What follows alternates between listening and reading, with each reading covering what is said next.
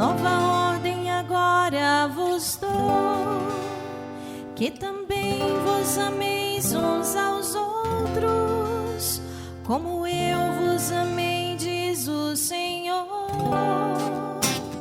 Aleluia, aleluia, aleluia, aleluia, aleluia, aleluia, aleluia, aleluia. O Senhor esteja convosco. Ele está no meio de nós. Proclamação do Evangelho de Jesus Cristo segundo Lucas. Glória a vós, Senhor. Naquele tempo, disse Jesus a seus discípulos: A vós que me escutai, eu digo: amai-vos vossos inimigos, e fazei o bem aos que vos odeiam, bendizei os que vos amaldiçoam, e rezai por aqueles que vos caluniam. Se alguém te der uma bofetada numa face, oferece também a outra. Se alguém te tomar o manto, deixa-o levar também a túnica. Dá a quem te pedir, e se alguém tirar do que é teu, não peças que o devolva. O que vos desejais que os outros vos façam, fazei-o também vós a eles. Se amais somente aquele que vos amam, que recompensas terei? Até os pecadores amam aqueles que os amam. E se fazeis o bem somente aos que fazem o bem, que recompensa tereis? Até os pecadores fazem assim. E se emprestais somente àqueles de quem esperais receber, que recompensa tereis? Até os pecadores emprestam aos pecadores, para receber de volta a mesma quantia. Ao contrário, amai vossos inimigos, fazei o bem e emprestai, sem esperar coisa alguma em troca. Então vossa recompensa será grande, e sereis filhos do Altíssimo, porque Deus é bondoso também para com os ingratos e os maus. Sede misericordiosos, como também vosso Pai é misericordioso. Não julgueis e não serás julgados. Não condeneis e não serás condenados. Perdoai e sereis perdoados. Dai e vos será dado. Uma boa medida, calcada, sacudida, transbordante será colocada no vosso colo. Porque com a mesma medida com que medirdes os outros, vós também sereis medidos. Palavra da salvação. Glória a vós, Senhor. O Senhor é bondoso e compassivo. Caríssimos irmãos e irmãs, no Evangelho do 7º domingo do tempo comum, continuamos a ouvir Jesus no seu grande discurso, chamado em Lucas o discurso da planície. Começamos no domingo passado com as bem-aventuranças, hoje e também no próximo domingo, porque o trecho é bem extenso. E a cada parte do discurso nós vamos nos atentando àquelas realidades nas quais o Senhor quer nos instruir. E eu gostaria de exortá-los já no início desta pregação, para que vocês abrissem o coração para a teologia da graça. Esta é a teologia contida no Evangelho de hoje. Compreender a nossa relação com Deus por meio da teologia da graça. E por que isso é importante? Porque às vezes nós tendemos a um modo de relação com Deus que seja através da retribuição ou do mérito. Estou fazendo alguma coisa para o Senhor, então o Senhor precisa fazer o que eu estou pedindo. A nossa relação pode cair nesta tônica mais interesseira da retribuição. E o Evangelho de hoje alarga a nossa visão para a teologia da graça, da gratidão, da gratitude. E vai ser nesta perspectiva que agora nós vamos mergulhar no que o Evangelho quer nos falar. Sabe por quê? Porque ele trata de um tema muito delicado. E qual é o tema do Evangelho de hoje? Lidar com os inimigos. Lidar com quem nos persegue. Conviver com quem a gente não tem muita afinidade. E afetivamente falando, estas realidades são complexas. E diante dessa complexidade, vem a palavra a nos iluminar. Nós vamos subdividir o texto em 3 partes. Ele é um pouco extenso. E vamos destas 3 partes tomar as ideias principais. Se você tem o folheto em mãos, eu te convido a tomar Lucas 6. Vamos aos versículos de 27 a 30. A primeira parte. Encontraram? Vamos juntos? Naquele tempo, disse Jesus a seus discípulos: a vós que me escutais, eu digo: amai os vossos inimigos e fazei o bem aos que vos odeiam. Bendizei os que vos amaldiçoam e refazei por aqueles que vos caluniam. Se alguém te der uma bofetada numa face, oferece também a outra. Se alguém te tomar o manto, deixe-o levar também a túnica. Dá a quem te pedir, e se alguém tirar o que é teu, não peças o de volta. É fácil viver esse evangelho? Não. Porque o nosso instinto nos move ao contrário disso. Jesus, falando aos discípulos e à multidão, quer apresentar a eles, e hoje a mim e a você, uma nova visão diante dos inimigos. Porque na perspectiva do Antigo Testamento, a visão do povo era: quem é inimigo de Israel, o Senhor vai destruir. O Senhor vai eliminar, porque nós somos o povo santo, a raça eleita, o povo escolhido. E agora o que Jesus nos apresenta? O Deus revelado plenamente através dele não é um Deus que elimina o inimigo, mas é um Deus que te oferece critérios para que você saiba lidar com as inimizades.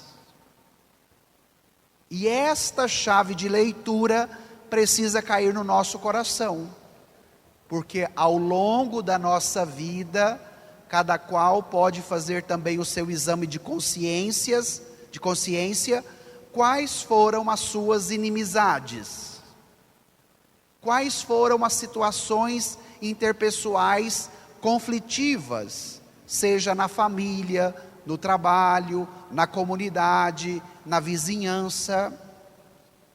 E o que o Evangelho então vai nos apresentar? Uma nova proposta de como lidar com esta realidade.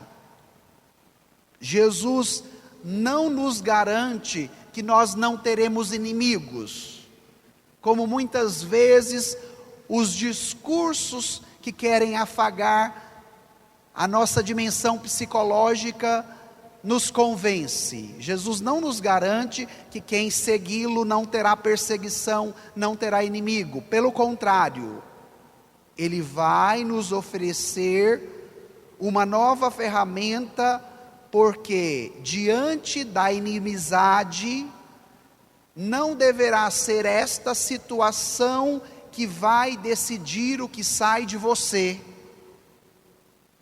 O seu afeto ferido e machucado, diante de uma realidade que você viveu e que te tornou dolorosa, talvez da perseguição, da inimizade, do desentendimento, da briga, da confusão, não poderá ter a última palavra na sua vida. Não poderá decidir o que sairá do seu coração. E aí de repente você pergunta: padre, eu até tento, mas quando eu fico com raiva, eu saio de mim. Ou às vezes quando eu estou irado, eu falo que não devo, quando percebo, já falei. O Evangelho de hoje quer te ensinar que a maldade na qual você pode se relacionar numa situação tóxica não deve decidir o que sai do seu coração. E se de repente, na sua estrutura pessoal, você até tenta ou deseja, mas não consegue, vem a pergunta: o que fazer? O que fazer? E aí quem nos dá a resposta é o Evangelho, com 4 atitudes: amar os inimigos, fazer o bem, bendizer e rezar. A teologia bíblica diz que a oração, a 4ª característica, favorece as 3 primeiras: amar os inimigos, fazer o bem e bendizer. O Senhor dá esta catequese aos seus discípulos para nos elevar à dignidade do modo de agir de Deus. E aí você poderia perguntar: aonde que nós encontramos o modo de agir de Deus diante dos inimigos, diante da maldade? Basta você olhar para a cruz. A pedagogia da cruz evidencia de maneira prática e concreta o que Jesus ensina aos seus discípulos. Enquanto ele foi maltratado, zombado, torturado, crucificado, qual foi a atitude de Jesus diante de todas essas realidades? Foi de perseguir seus inimigos? Foi de pedir ao Divino Pai Eterno que eliminasse todos eles? Não, o modo de Jesus no alto da cruz foi de pedir ao Pai: Pai, perdoa-lhes, porque eles não sabem o que fazem. O modo de Jesus agir, que evidencia o amor do Pai e a sua misericórdia, transformou o castigo, que era a pena máxima de sofrimento na sua época, a crucifixão, ao sinal mais alto que nós podemos encontrar na fé, o sinal da redenção, da reconciliação e do perdão.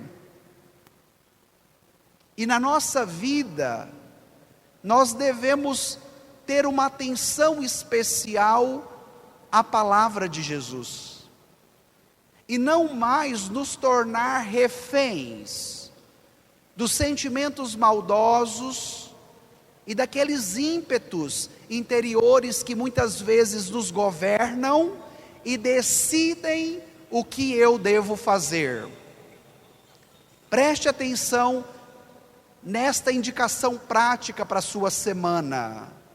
Não deixe com que os seus maus sentimentos, não deixe com que os seus maus pensamentos, não permita com que aquelas realidades mais profundas e impetuosas que brotam dentro do seu coração decidam o seu modo de agir, mas se abrindo à palavra de Jesus que vem ao seu encontro neste domingo, ao lidar com uma situação difícil, queira com que o Evangelho te eduque pela via do amor, da bondade, da bênção e da oração. As 4 práticas: amar os inimigos, fazer o bem, bendizer e rezar. E quando a gente se abre a esta força da palavra, ela tem o poder de nos transformar por inteiro. Jesus não apresenta apenas um código moral, legal, para regular a conduta das pessoas, não. Mas Jesus expressa o amor do Pai para nos motivar à vivência de um espírito que esteja acima das dificuldades humanas. O modo como Jesus oferece aos seus discípulos para a vivência cotidiana é aquele modo que o Pai nos demonstrou através do seu Filho, que nos amou tanto e que foi capaz de dar a vida para nos salvar. Logo, nesta perspectiva, a nossa motivação, ela não pode ser interesseira. Porque diante do afeto ferido e machucado, a agressividade, de repente, tem a última palavra.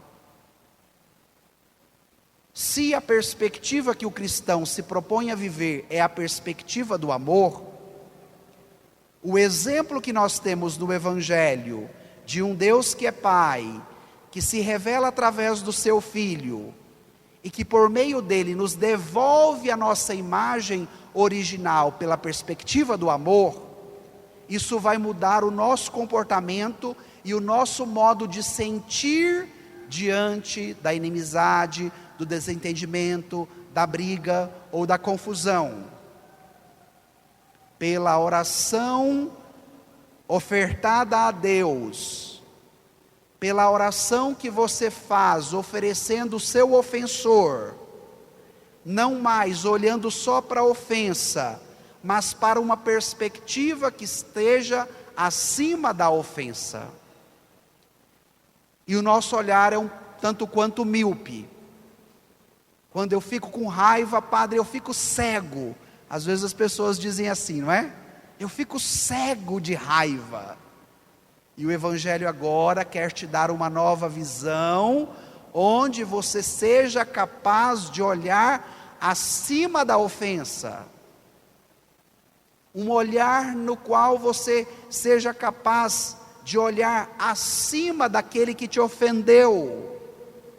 E olhando para esta dimensão da transcendência, do amor, da bondade, da bênção e da oração, você, como Jesus, permitirá com que a palavra do Pai seja a última palavra a decidir o seu modo de ser e de viver. Depois disso, Jesus continua nos colocando um critério referencial. Olha lá, a partir do versículo 32. Se amais somente aqueles que vos amam, que recompensa tereis? Se fazeis o bem somente aos que vos fazem o bem, que recompensa tereis? Se emprestais somente àqueles de quem esperais receber, que recompensa tereis? Jesus agora vai tocar numa outra dimensão que continua muito atual, a dimensão do interesse. Ele quer oferecer aos discípulos um ensinamento que não fique condicionado ao que o outro vai fazer em resposta do que eu estou fazendo, me entendem? O nosso mundo, dentro de uma perspectiva materialista, capitalista, nos educa que tudo que devemos fazer é para colher alguma coisa em troca. Vamos dar um exemplo bem trivial das crianças. De repente o pai e a mãe, ou o avô, a avó, estão precisando da ajuda da criança, mas a criança, se não ouvir aquela proposta que diz assim: olha, se você me ajudar, no final você vai ganhar o tênis, você vai ganhar o brinquedo, você vai poder acessar a internet no celular, você vai ter isso ou aquilo. Muitas vezes a criança não se dispõe a ajudar, porque a ajuda precisa ser condicionada a uma troca. E se nós já estamos habituando as crianças a este modo interesseiro nas relações, significa que os adultos estão bem adiantados nesta questão. E o Evangelho agora vai nos alargar a visão, nos apresentando que o amor de Deus por nós é um amor que não tem limites. E este amor, não tendo limites, ele só sabe fazer o bem. E só fazendo o bem quer te ensinar, quer me ensinar a viver orientado por este amor que não sabe fazer outra coisa a não ser o bem. Por isso que o critério não pode ser da troca. Por isso que o critério não pode ser da recompensa. A ordem que deve orientar e direcionar a vida cristã a partir de Jesus é a ordem do bem, do amor, que não se condiciona a uma circunstância interesseira, mas é um amor tão abundante, tão pleno, tão completo, tão farturento, que ele se tornou universal para todas as pessoas. No Antigo Testamento, esta relação era reduzida, porque o povo de Israel acreditava: nós somos o povo escolhido, então de toda a humanidade nós somos os únicos destinatários desta salvação.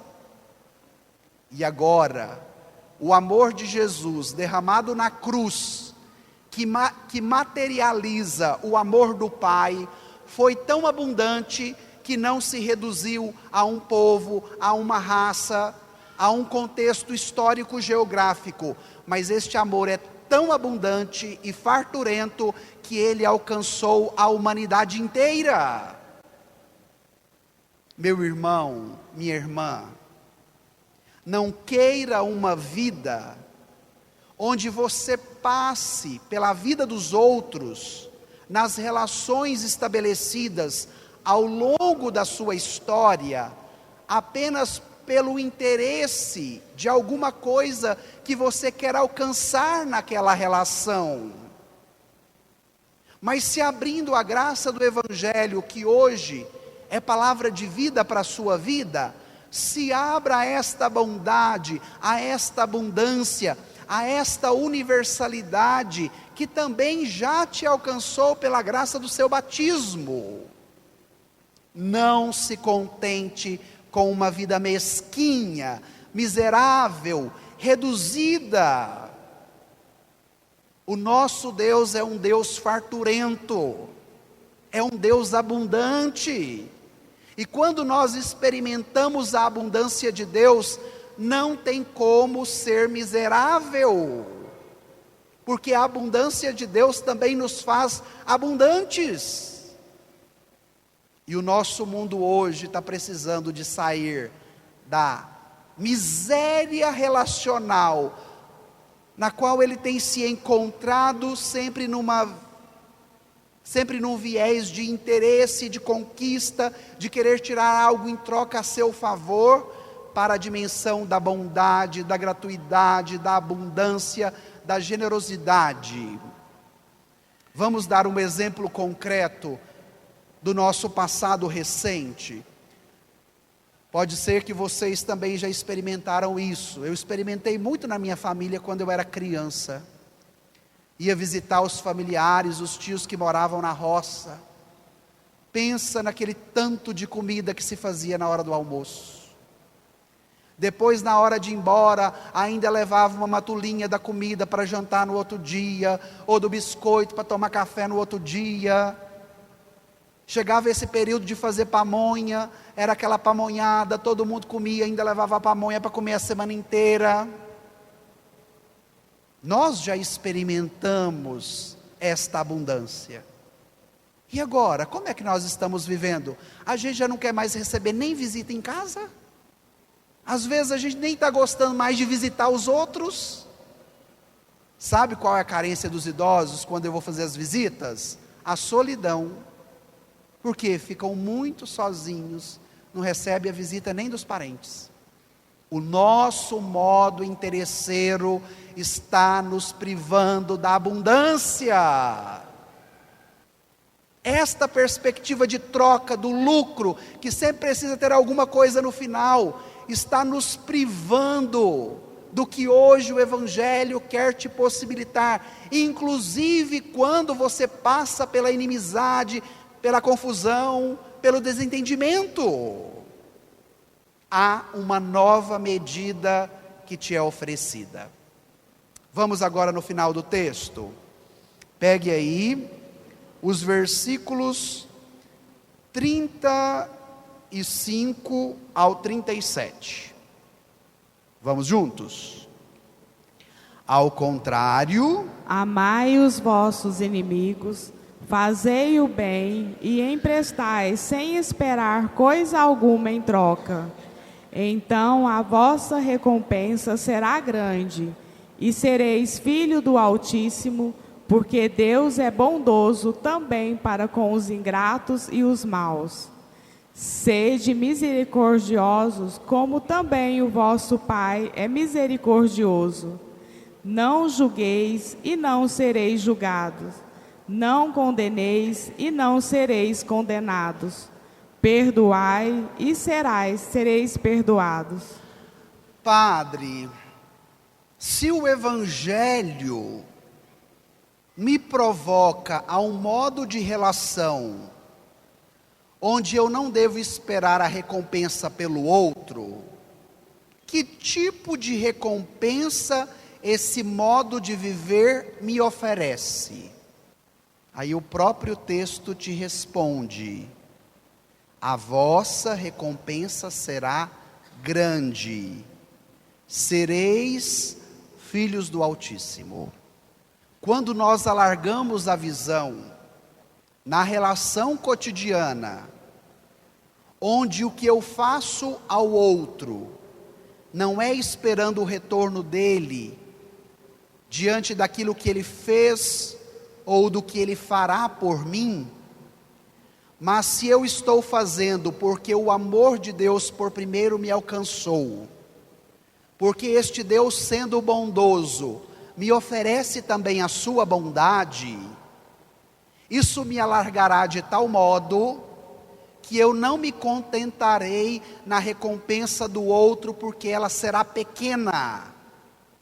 O Evangelho me alarga de tal modo, alarga o meu coração, os meus afetos, os meus sentimentos, a minha razão de tal modo, que a recompensa que eu almejo é uma recompensa grande. Não é de miseragem, não é de mendicância, mendigando o que o outro vai me oferecer, mas o amor derramado no meu coração é tão grande que a recompensa que eu quero também é grande. E ela é tão grande que as pessoas não terão condições de me oferecer. Ela é tão grande que somente o meu Pai do céu poderá me oferecer. E é isso que o Evangelho está te dizendo. Então a vossa recompensa será grande. Não queira se desdobrar diante de relações interpessoais no seu cotidiano, talvez até algumas relações tóxicas, esperando a recompensa da miséria do que o outro vai te oferecer.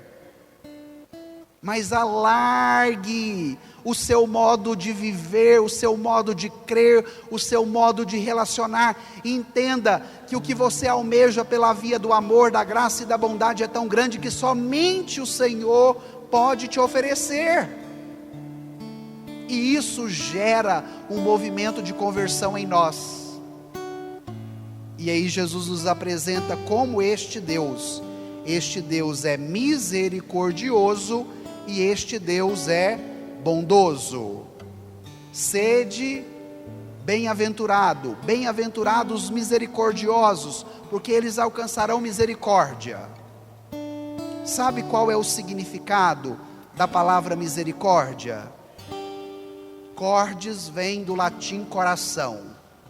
As fibras do coração misericordioso de Deus, elas alcançam a miséria humana. Então, misericórdia, miserere, miséria, cordes, coração. As fibras do coração amoroso e misericordioso alcançam as nossas misérias. Para fazer o quê? Para nos transformar. Porque o nosso mundo tão violento, tão interesseiro, que está aí eclodindo guerra para todo canto, só se transformará quando por primeiro o coração humano for transformado. As estruturas que nós buscamos de uma sociedade mais justa, mais igualitária, mais fraterna, só serão quando o coração da pessoa humana for transformada. E talvez hoje seja este o movimento que você precisa: inclinar o seu coração diante da bondade de Deus, do amor de Deus, da misericórdia de Deus, que tudo pode realizar, mesmo diante da sua história ferida e machucada. E aí você fala: padre, se eu me abro a esta novidade do Evangelho, o que ela vai realizar em mim?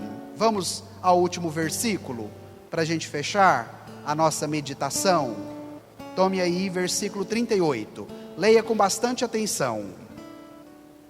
Dai, e vos será dado uma boa medida, calcada, sacudida, transbordante, será colocada no vosso colo.